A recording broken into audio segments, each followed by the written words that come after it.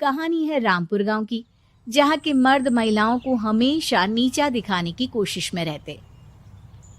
अरे अभी तक खाना नहीं आया, क्या मुझे एक और शादी करने की जरूरत है? नहीं जी नहीं, ऐसा मत करना, वरना मैं कहाँ जाऊंगी। खाना लेकर मैं अभी आई जी। गांव की पंचायत में भी फैसले हमेशा औरतों के खिलाफ ही रहते। मैं जो फैसला सुनाता हूँ वो भगवान की आज्ञा होती है। इस लड़के ने अपने मन से शादी करके अच्छा नहीं किया। लड़के को घर भेज दो और इसकी शादी इसकी जाति की किसी लड़के से करवा दो, लेकिन ये लड़की, इसे तो गांव के बाहर निकाल दो। नहीं नहीं जमींदार साहब, ये क्या बोल रहे हैं? ऐसा नहीं हो सकता। मेरी बेटी मासूम है, इसे अच्छे बुरे की समझ नहीं है। अरे कहाँ जाएगी ये बेचारी? कहाँ जाएगी? इतनी चिंता है तो पूरे परिवार का गांव निकाला कर देते हैं। बेचारे पूरे बसे बसाए परिवार को गांव छोड़ना पड़ता है। चाहे जो हो, अगर बेटियों को कंट्रोल नहीं कर सकते तो गांव में रहने का कोई मतलब नहीं है। यहाँ औरतों को दब कर रहना होगा। कोई भी अपने हिसाब से कुछ नहीं कर सकता, सब ईश्वर की मर्जी से ही होगा।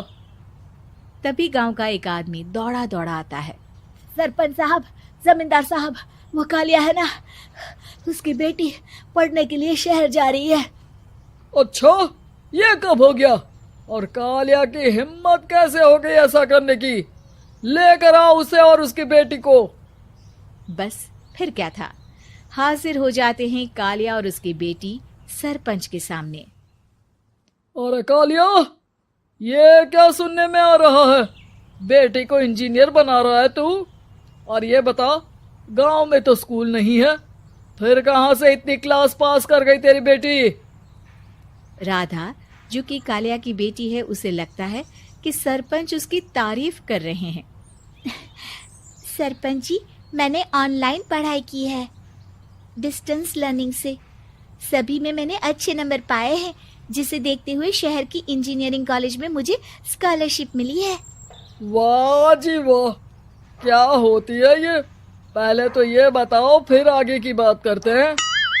पूरा गांव राधा की बात सुन रहा था और राधा बोलती जा रही थी। तो ऐसे मैं फ्री में एक अच्छी शिक्षा लेकर गांव में जो कुछ परेशानियां हैं, जैसे बिजली, पानी और इंटरनेट जैसी समस्याओं के लिए काम करूंगी। मैं गांव को शहर से जोड़ने के लिए पुल का निर्माण करवाने का प्रस्ताव रखूंगी। मुझे पूरी उम्मीद है कि जल्द ही हमारा गांव भी तरक्की की राह पर चल पड़ेगा। राधा की बात सुनकर सारे गांव वाले ताली बजाने लगते हैं। सरपंच को समझ नहीं आता कि वो क्या करे। चुप रह नादान लड़की, गांव के खिलाफ जाने के लिए तुझे गांव से बेदखल कर दिया जाएगा, वो भी पूरे परिवार के साथ। और हाँ, अगर ठीक से गांव में रहना चाहती है तो ये पढ़ाई लिखाई छोड़ दे। हम तेरे लिए गांव का कोई होनहार लड़का देखेंगे। तभी गांव का एक आदमी बोल पड़ता है। अरे नहीं नहीं सरपंच जी, राधा बिटिया जो बता रही है, अगर वैसा हो जाए तो हम लोगों को पैसा कमाने के लिए बाहर नहीं जाना पड़ेगा। हाँ जी, और ना ही कोसों दूर पानी के लिए भटकना पड़ेगा।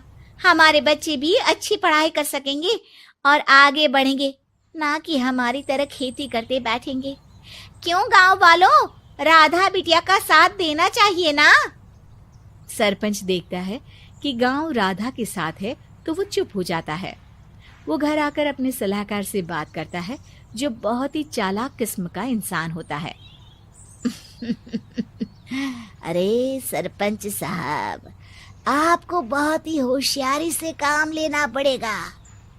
एक बार गांव तरक्की कर गया, यहाँ के बालक पढ़ लिए तो कोई ना पूछेगा आपको। और फिर ये जो बेटा और बेटी है ना आपके, इनको भी आम लोगों की तरह ही जीवन जीना होगा। हाँ, लेकिन करे तो क्या करे? वो ना आप मुझ पर छोड़ दीजिए, बस मैं जैसा बोलूं करते जाइए। अगले रोज सुबह जब गांव वाले सोकर उठते हैं तो राधा के घर के बाहर और साथ ही वो लोग जिन्होंने राधा का सपोर्ट किया था, उनके घर के आगे लाल रंग से कल आऊंगी लिखा होता है। कल आऊंगी, यह क्या होता है? अरे यह तो खून से लिखा है, लगता है कोई भूत प्रेत या चुड़ैल का साया है। चलो सरपंच जी के पास चलते हैं। सभी सरपंच के पास जाकर उसे सारी बात बताते हैं। अरे ये तो बड़ी मुश्किल की बात है। चलो मैं एक बाबा को जानता हूँ, उन्हें बुला लेता हूँ। सरपंच बाबा को लेकर गांव के घर के बाहर जाता है। ओहो, तो ये वो चुड़ैल है जो उन लोगों को निशाना बनाते हैं जो गांव को बदलने का सपना देखते हैं।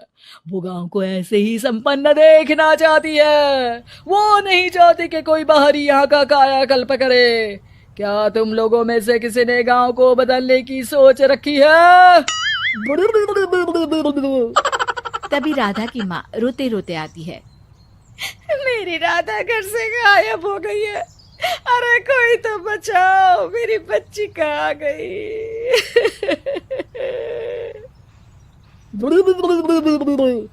ले गई वो चुड़ैल, तेरी बच्ची को ले गई। अब वो उसे श्रापित करके छोड़ेगी, उस पर चुड़ैल का साया हो जाएगा। तभी बुरी सी हालत में राधा भी वहां आ जाती है। उसके बाल चुड़ैल की तरह फैले होते हैं और कपड़ों में खून लगा होता है। सभी राधा को देखकर डर जाते हैं। माँ, पता नहीं मुझे कौन उठा कर ले गया था। अरे दूर दूर हो जा चुड़ैल, अब हम लोग इस गांव में नहीं रुकेंगे। अरे कैसे बातें कर रहे हैं आप? कल तो आप मेरे भरोसे गांव का हुलिया बदलने, अपने बच्चों को पढ़ाने और तरक्की उन्नति की बात कर रहे थे, तो आज क्या हो गया आपको? ये फिर तुम लोगों को बहकाएगी। ये चुड़ैल गांव में आ चुकी है, ऐसे ही ये तुम्हारे घर के बच्चों को भी ले जाएगी। गांव वाले राधा को गांव से बाहर निकाल देते हैं। उसके माँ बाप रोते रहते हैं, लेकिन गांव वाले नहीं मानते।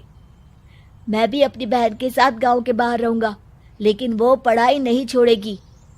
वहीं सरपंच के घर पर सलाहकार कहता है।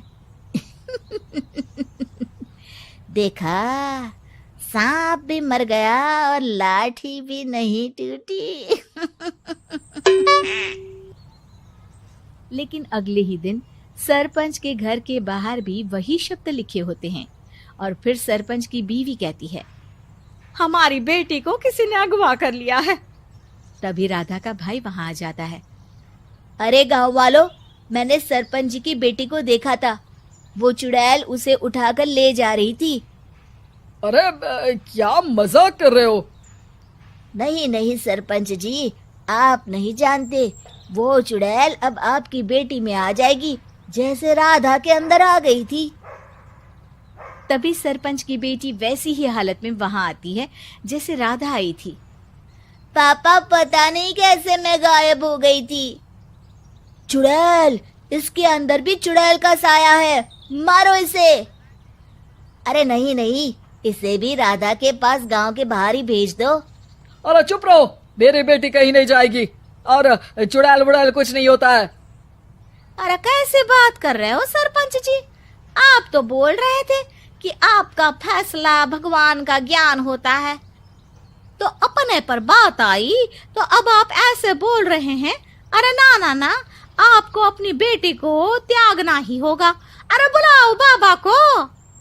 राधा का भाई बाबा को ले आता है, जिसे अब गांव वालों के डर के कारण सच बोलना पड़ता है। मैं कोई बाबा नहीं हूँ, मैं तो मोची था। ये सलाहकार महोदय ने मुझे कहा था एक्टिंग करने को। अब वो मुझे पैसे देने वाले हैं। अब मुझे माफ कर दो। गलती हो गई, मुझे माफ कर दो। तभी वहां राधा आ जाती है। देखा सरपंच जी, जब गांव के बच्चे साक्षर होंगे तो आप जैसे लोगों की चालाकी नहीं चलेगी।